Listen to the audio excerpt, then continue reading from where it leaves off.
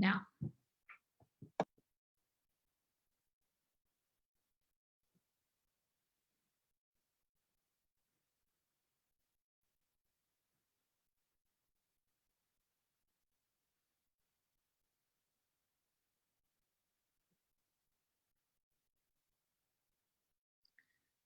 Okay, so I think we may or may not be live on the National Grange page. So if one of you can give me a thumbs up if you see us on there, I'm gonna go in a different way. Junior page. Yep, on the junior page, we're live. All right, excellent. So welcome to our second of these quarantine streams.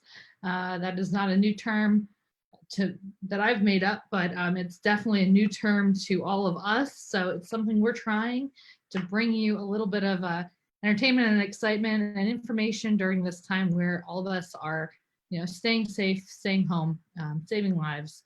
And so today we are talking with National Grange Junior Director Samantha Wilkins and one of the two National Grange Junior Ambassadors, Briannas Gervais out of Connecticut. Say hi, guys. Hey guys, how are you doing? Hi. All right, so I'm going to play moderator the way I did last time. So if you have questions or comments that you want them to answer throughout this presentation, just put them down the side, put them below, make your comments, and I'll be sure to interrupt them and ask some questions. And otherwise, we're really excited to see what's going on with the National Junior Grange program.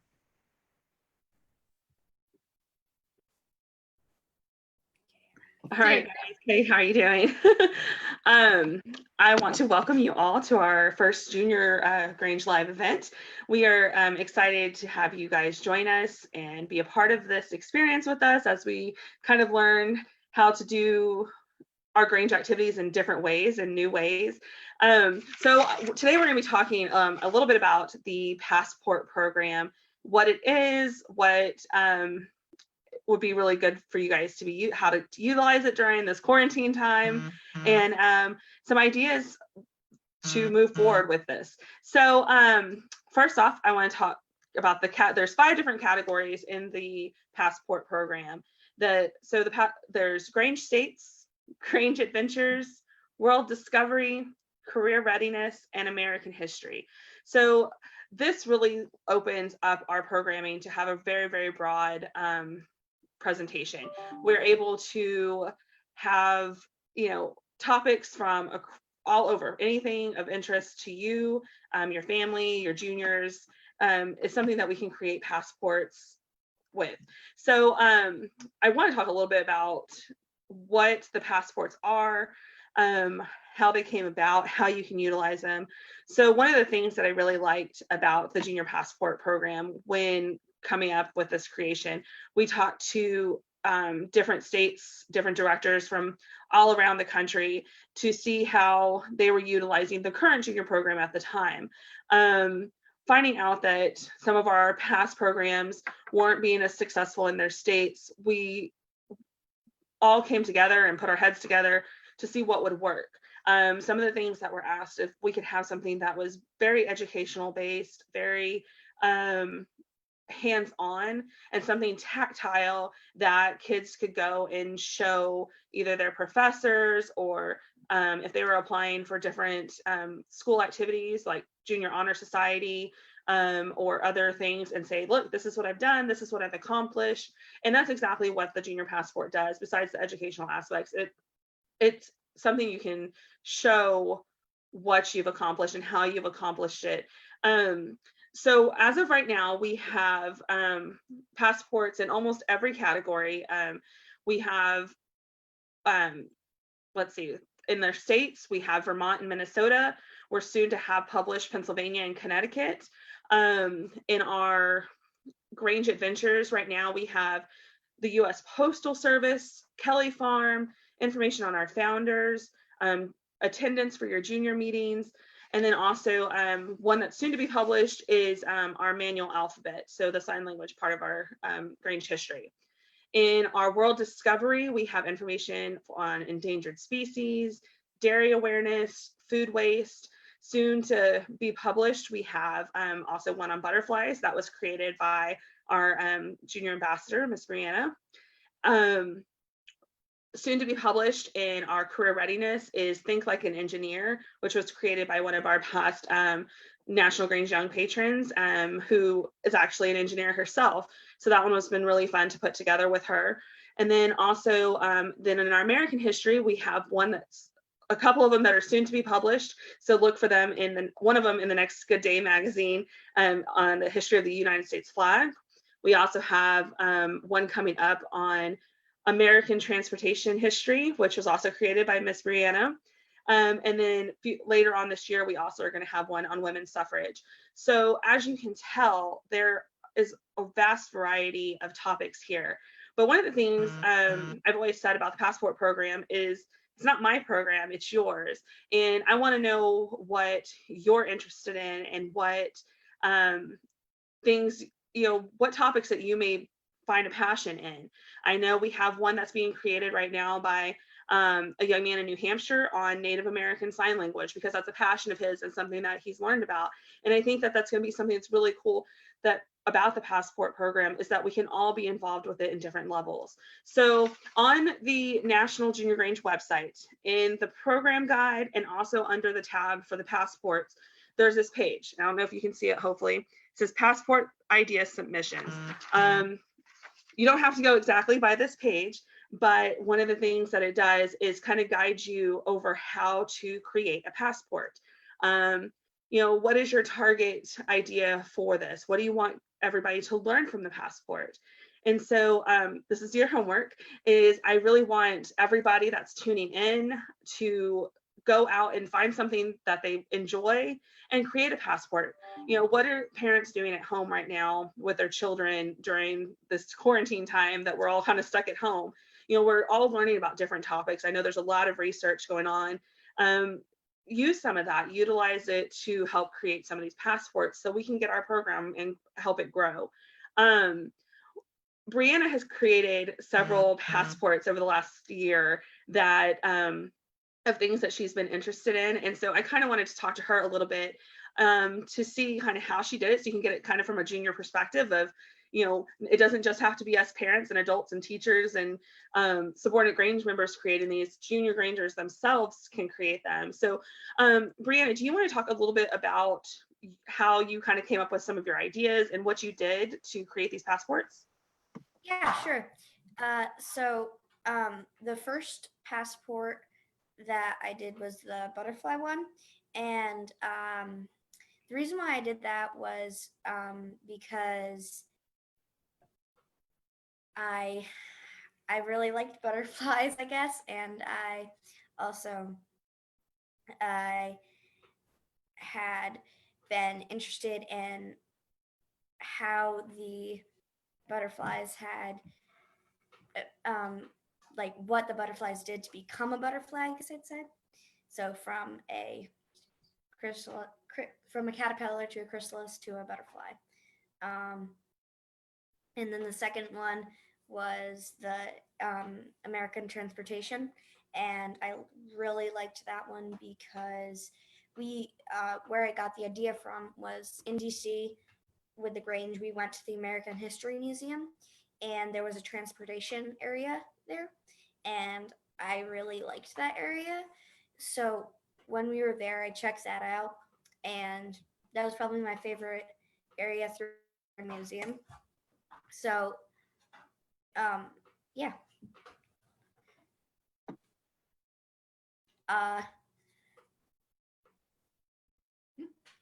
So Brianna, we have a question. So you're how old? I'm 11. Okay, Brianna's 11. And so how did you decide not just what your topic was, but what to cover in the passport to make it either, hard enough that it would be something that your age could learn, or interesting enough for a 5-year-old? Basically, they're asking, it's 5 to 14. That's a lot of different skills and knowledge. So how did you make sure it was something that any junior Granger could like? Me and my mom did, we in the past we have done other passports. So we looked at one that I really liked, and we took some of the questions and kind of turned them into what we liked. So we took the base of that passport and we turned it into ours. So we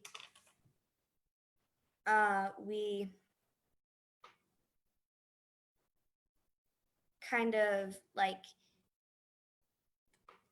turn the questions around, kind of. So we changed them a little bit, and so we rated it at a level of hardness for 4 stars, and it was a lot of work, yeah.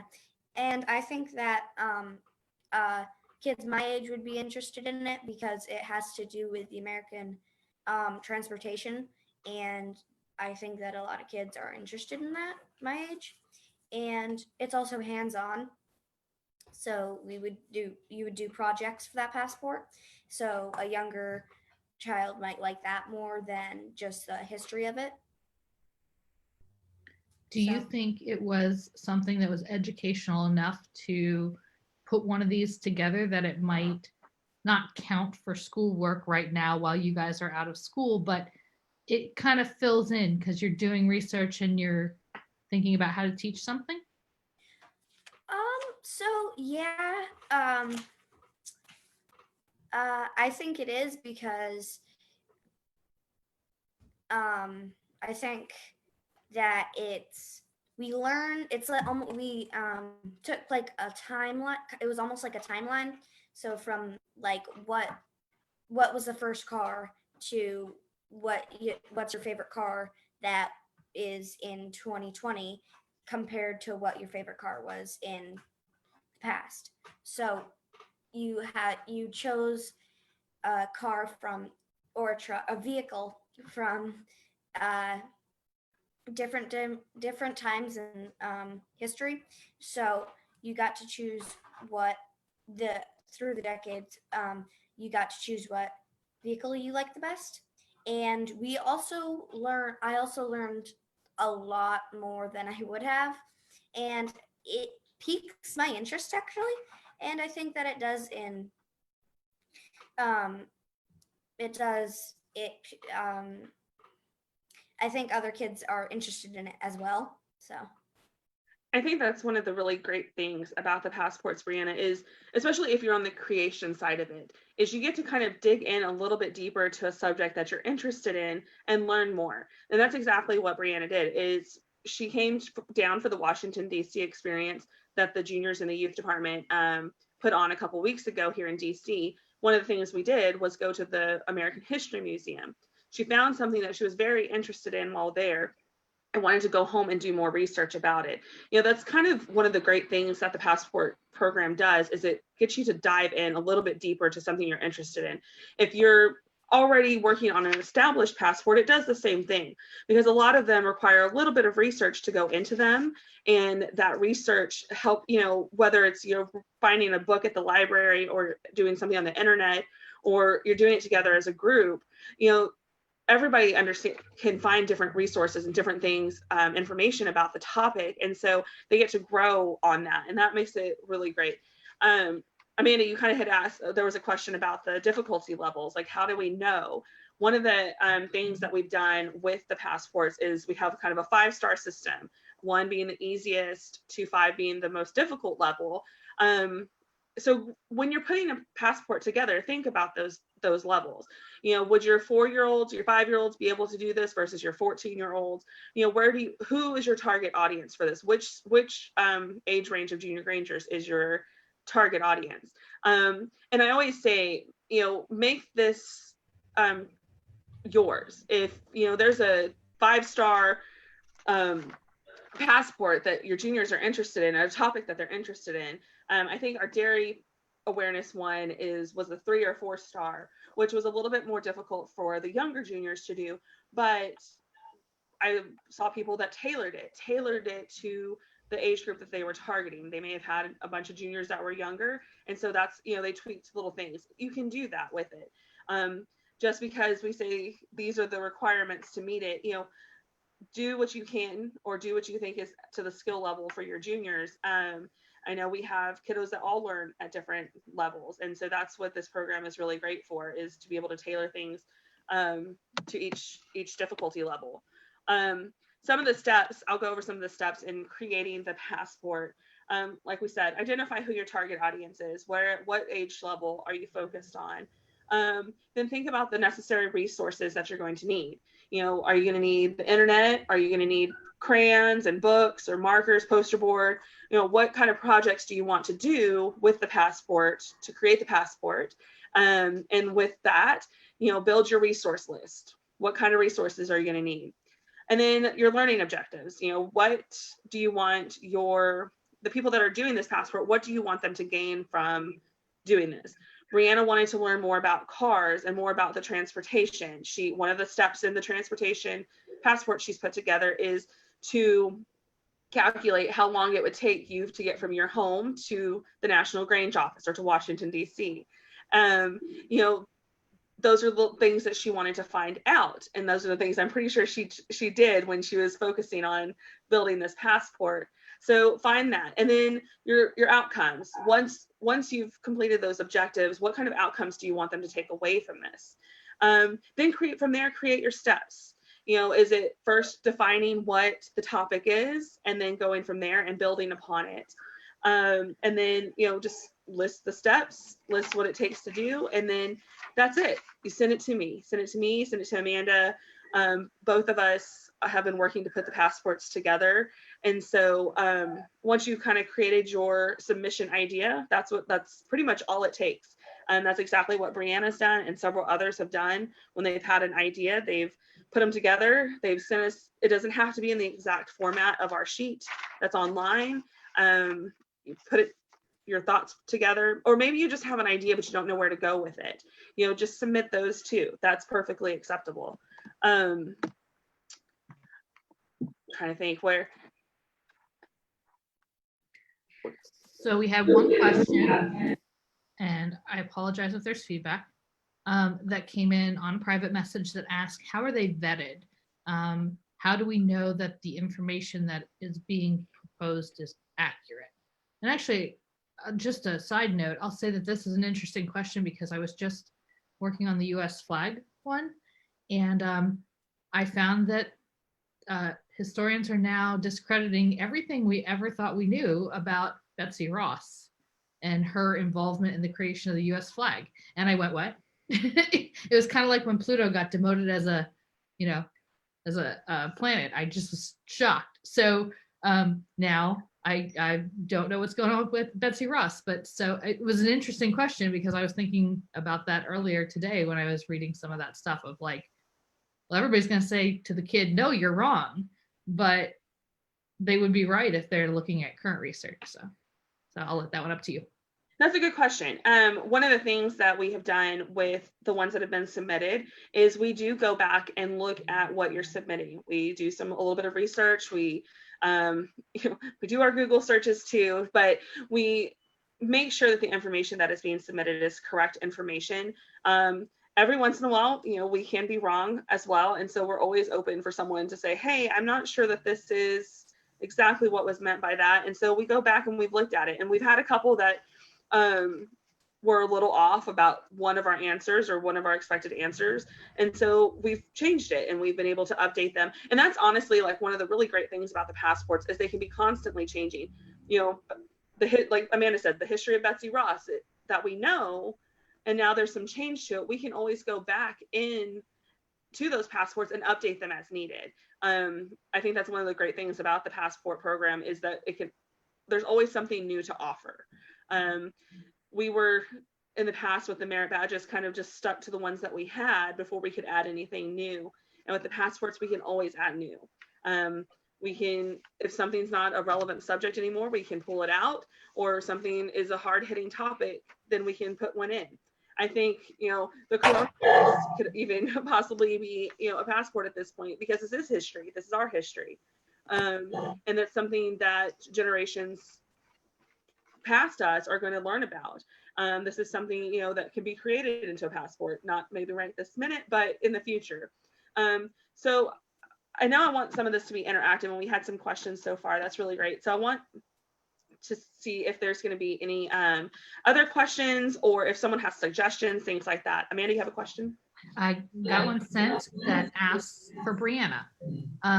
Is there a subject of a passport that you would be interested in seeing that you can't create? I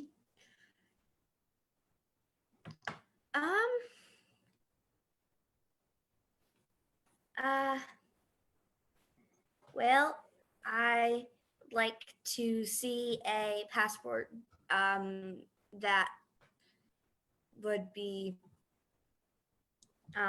created for, I don't really know much, but I would like to see a passport in like sewing maybe, or like